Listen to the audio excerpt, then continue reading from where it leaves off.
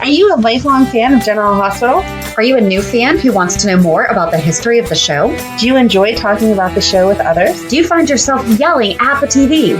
Is your self-care an hour a day in Port Charles? If so, we invite you to join hosts Amanda Kimmel and Shannon Coach at the place where all the hidden conversations take place and secrets are revealed. Meet us at Pier 54, a General Hospital fan podcast. Hello. Hi. Welcome to the Port Charles 411. I guess it's all the other buildings on the Quartermaine compound. Compound makes me think of cult. You're obsessed with cult. Okay. I feel like we should do these in, I don't want to say reverse order of importance, but like reverse storyline relevance. Okay. So we would probably start with the Quartermaine Stables because it's kind of like the newer one. Right. We see Cody there quite often. Right. So on June 6th, 2022, Ned and Olivia take Leo to the Quartermaine Stables to show him his new gift, a white horse, Comet, that they got him for equestrian therapy. On July 5th, Cody Bell takes a job from Olivia as an overseer of the stables and moves into them. A new pony is foaled in January 2023. Wiley Corinthos names it Thor.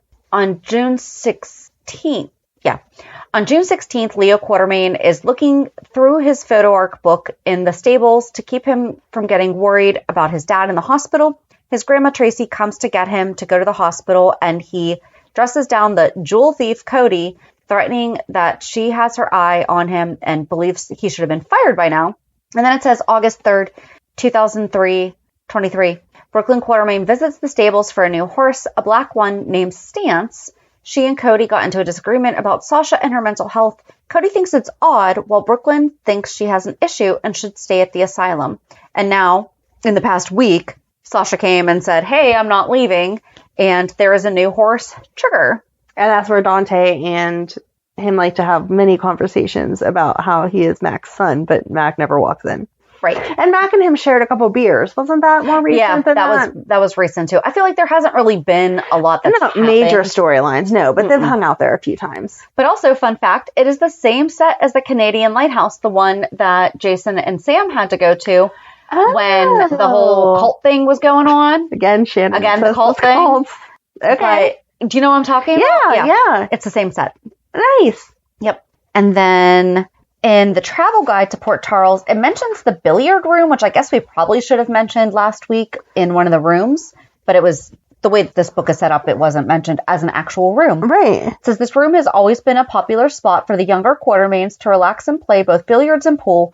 The room is decorated with a variety of gaming themes and boasts a 16th century Italian ceiling painted with scenes of palace life, as well as a Flemish tapestry from the 1400s. Wow. Fancy. Very fancy. And then we have the crypt. Oh, you're going to spook me out here. You get to read about the crypt. So the mansion grounds also feature... There we go. The Quartermaine Crypt is located on the property, which houses the remains of Lila Quartermaine, Justice Ward, Alan Quartermaine, Emma Lee Quartermaine, Edward Quartermaine, and A.J. Quartermaine. In 2014, shortly after A.J. Quartermaine's funeral, Sonny Corinthos and Ava Jerome have sex in the crypt when they're caught by Morgan Corinthos. Ava later ends up pregnant with Avery Jerome Corinthos. I'll just read this, but the crypt was modeled after the Hollywood Forever Cemetery in Los Angeles. Oh, I'm sorry. I'm reading from the Port Charles guide. The crypt was modeled after the Hollywood Forever Cemetery in Los Angeles. Alan made a pilgrimage there while in medical school to pay homage to some old movie stars Alan had visited in his youth. Buried here are family members Justice Ward, Emily Bowen, Quartermaine, Lila, Edward, Allen, and A.J. Quartermaine.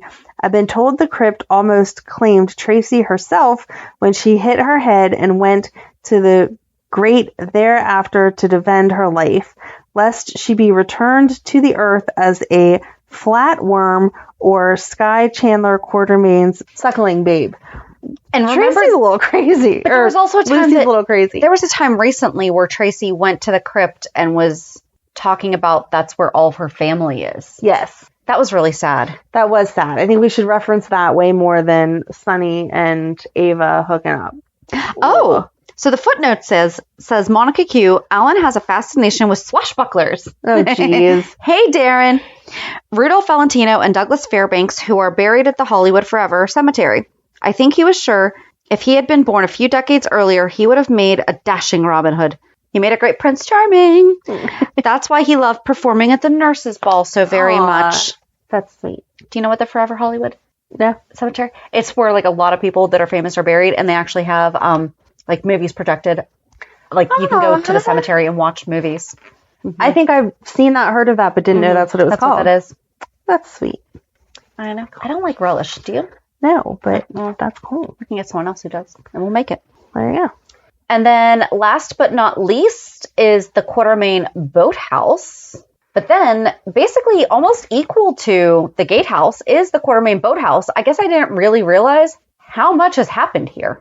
And it says, like the Quartermaine Gatehouse, multiple people have stayed in the boathouse as well and enjoyed swimming in nearby Lake Ontario, which I think we only just learned that recently. Yes. So in 1986, Edward Quartermaine, Alan Quartermaine, and Jimmy Lee Holt start a scheme to get the family fortune back and frame Sean Donnelly for Alan's murder. And this includes Alan jumping out of a plane to fake his death and taking refuge in the boathouse. So that was the first storyline involving the boathouse, is when Alan was alive but pretending to be dead.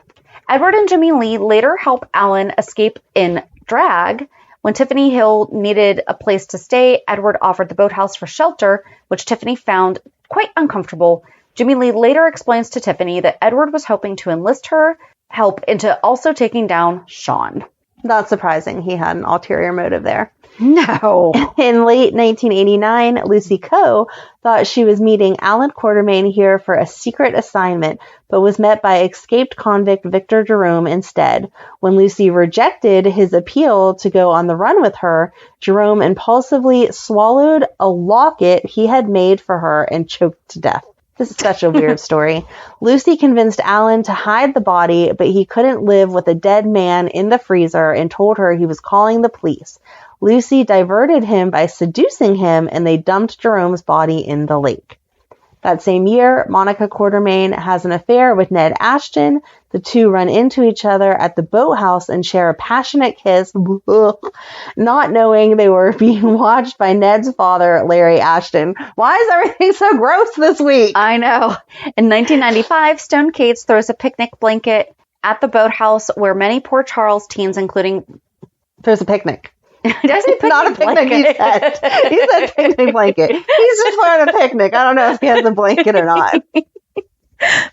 In 1995, Stone Cates throws a picnic at the boathouse where many Port Charles teens, including Robert and Scorpio, attend.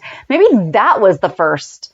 No, because they clearly said the first Quartermaine picnic, whatever. Yeah. But Sonny Corinthos and Brenda Barrett publicly argue and later make love inside the boathouse. Why are they hanging out if it's like a teen thing? Well, Brenda was young. Remember, Brenda was super young when... Okay, stop with the grossness. I already said that. I'm sorry. That's how math works. No, I don't like it. This is also where Emily Quartermaine lost her virginity to Xander Smith, and Lulu Spencer lost her virginity to Dylan Quartermaine. Okay. Yeah. Emily was in 2001 and Lulu was 2006. Well, I'm glad it wasn't at the same time. Like, what the heck? In June 2008, Lulu and Johnny Zakara spend the day on a date at the Quartermaine boat. What? It's like anyone just allowed to hang out? Like, I'm sorry. I don't want people hanging out in my shed or whatever. On my property. Get off. Like, this is open for anyone. I'm just going to show up in your pool next summer like, this is the new hangout. What the heck? Until their party was crashed by Maxie Jones. In May 2012, Johnny Zakara murdered his grandfather, Anthony Zakara, at their family penthouse and proceeds to plant his body on the grounds of the Quartermaine Boathouse. Interesting. Wouldn't that be the grounds of the mansion, not actually the boathouse? But it's the compound, just near the boathouse. Oh my gosh. Quit using the word compound. You're going to start referring to your house that way. Do you want to come over to my Coach compound? Oh my gosh. When I get land, it's going to be the Coach compound. I'm not ever coming over. In October, A.J. Quartermaine was revealed to be alive and returned to hide out at the mansion with the help of Monica Quartermaine and Alice Gunderson. After he was almost discovered by Tracy Quartermaine, Alice rendered her unconscious and tied her up in the boathouse. Okay. In 2013, Franco Baldwin took residence at the Quartermaines, where it was believed he was the twin brother of Jason Morgan. As it was also believed Franco's daughter was Kiki Jerome, she and her mother, Ava Jerome, came to live at the mansion, much to the Quartermaines' annoyance. Kiki's boyfriend, Morgan Corinthos, also joined Kiki on the property when he moved into the boathouse. After it was proven none of the above had any ties to the family, they were all evicted from the Quartermaine premises. Then in 2014, Heather Weber kidnaps Carly Spencer, holding her at the Quartermaine Boathouse, intending to kill her and frame her son, Franco Baldwin, for the crime. She's a great mom. Mm-hmm. However, she is discovered by Luke Spencer, who gets her locked up in the Miscavige Institute and instead takes Carly to the catacombs on Spoot Island. That's another good spooky spot. Mm-hmm. On October 6, 2016, Morgan sees a silhouette of who he thinks is Kiki and Dylan making love in the boathouse. He grabs a fishing hook and plants it in the boathouse door. That would have been such a great comeback for Morgan. Sorry. That's okay. It is revealed that Ned Quartermaine and Olivia Falconeri were the couple inside who had snuck into the boathouse.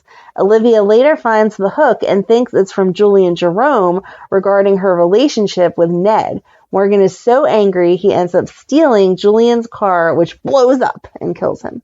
It would have been so much better if it was found out to be that the hook was Olivia Jerome, and then we're also finding out that she's the boss.